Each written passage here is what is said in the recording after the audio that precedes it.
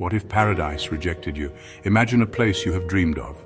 A coastline bathed in golden light, the gentle sound of waves lapping against the shore. This is the image of Spain that lives in the minds of millions. But what happens when the dream begins to fray at the edges? When the warm embrace turns into a cold shoulder? In the summer of 2025, this question is no longer hypothetical. Local communities are rising up. A new sound has joined the rhythm of the waves. The Costa del Sol. The name itself, Coast of the Sun, is a promise whispered on cold northern winds. For decades, it has been Europe's sun-drenched playground. It evokes images of sprawling golden beaches, luxury yachts in marinas like Puerto Banús, and a life of seemingly endless leisure, a carefully curated paradise. But beneath the sun, a different scene is unfolding. Ordinary citizens, grandparents, parents, and their children are linking hands, forming human chains along the shoreline. They are blocking access to the very beaches that fuel the local economy. Their message is simple but profound. This beach is for the people who live here too. A declaration that their home is not just a commodity. Their tactics are unique. They come not with clubs but with water guns, a playful yet pointedly symbolic act. They spray the empty sand around tourist towels, a gentle reminder that space is finite, a way of saying you are welcome, but do you see us?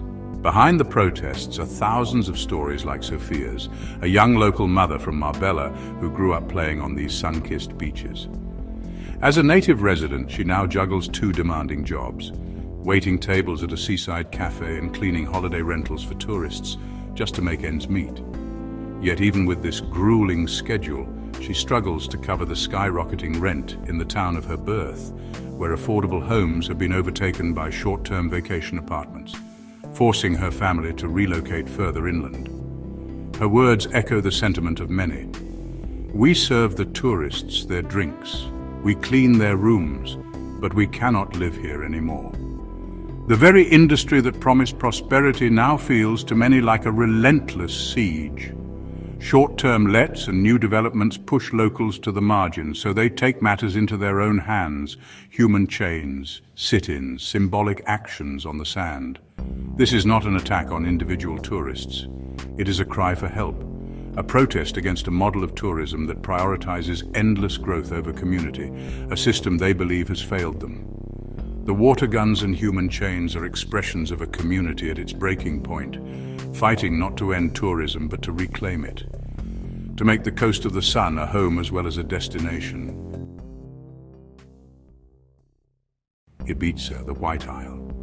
For decades, the name itself was a promise, a whisper of freedom and a bohemian spirit carried on the pine-scented air.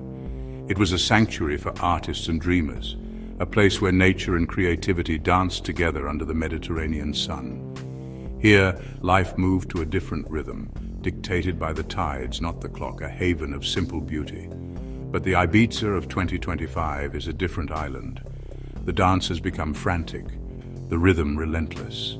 The island's winding country roads, once pathways to discovery, are now choked with traffic. Its legendary quiet coves have become crowded marinas, and beneath the surface a deeper crisis unfolds. Water, the most precious of island resources, is becoming critically scarce. Aquifers, drained by the insatiable thirst of countless private pools and sprawling luxury villas, are running dangerously low. Desalination plants work around the clock, a costly solution as hotter, drier summers, a clear signal of a changing climate, worsen the problem each year. This strain fractures the very community that gives Ibiza its soul. Housing has become impossibly unaffordable. The nurses, teachers, and police essential to the island find themselves priced out, forced into a nomadic existence in vans or tents, an invisible workforce supporting a multi-billion-dollar industry. The bohemian spirit born from authenticity inevitably fades. Beloved family-run shops close their doors, unable to afford soaring rents. In their place, generic chain stores appear, slowly erasing the island's unique character.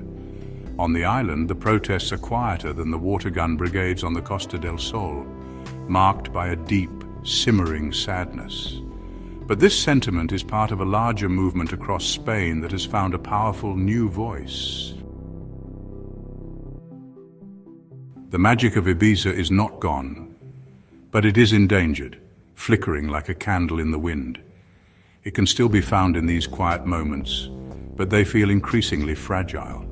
Illegal construction and unchecked luxury developments reinforce the feeling among locals that their island has been sold to the highest bidder. The hidden cost behind the holiday dream is becoming impossible to ignore. Every holiday booked, every flight taken has an impact that ripples far beyond the selfie-perfect moment. The tourism engine promises prosperity, but often the profits flow to international corporations while local life is disrupted. The jobs created are frequently seasonal and low wage, offering little security. Nowhere is this more visible than in housing. The explosion of short-term rentals transforms vibrant neighborhoods into transient hotel zones.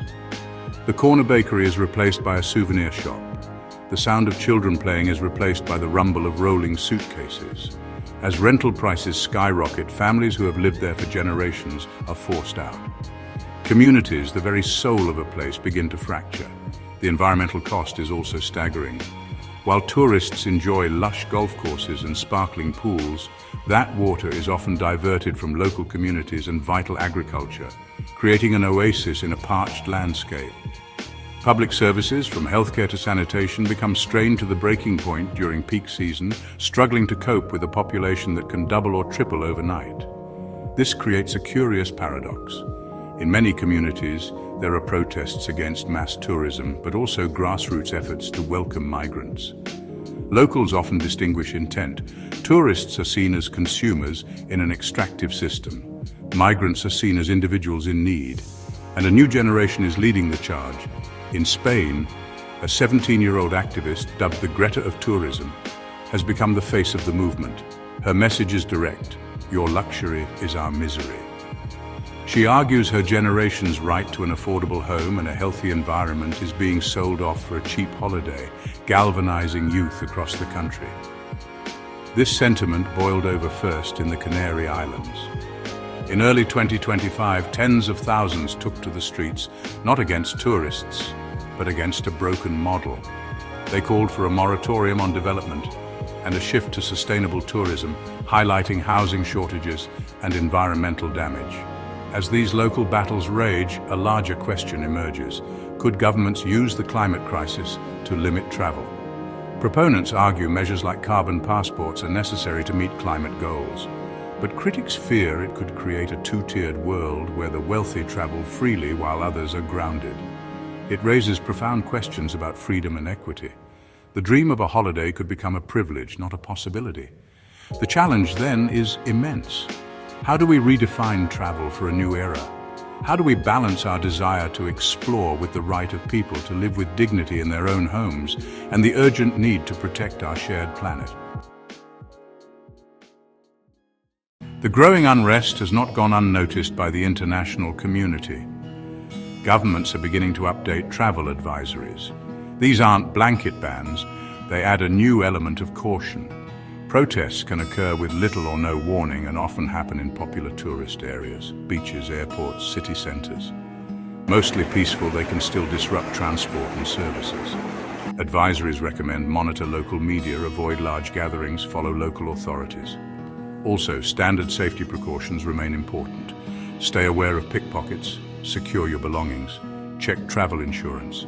Some policies exclude civil unrest, leaving travelers financially vulnerable. Allow contingency time and flexible bookings during periods of unrest. If you go, stay in locally owned accommodation. Eat at family-run restaurants. Buy from artisans. Be mindful of water and electricity. Minimize your environmental footprint. Learn a few words. Show respect.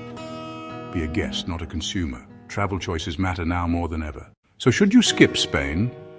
The answer isn't mine to give. Each traveler must weigh the cost. These places are beautiful, but they are also homes and ecosystems under pressure. If you go, travel consciously. Ask, what would you hope to give as well as receive? Should you skip Spain? Tell us what you think in the comments, like subscribe for more Nations Undressed.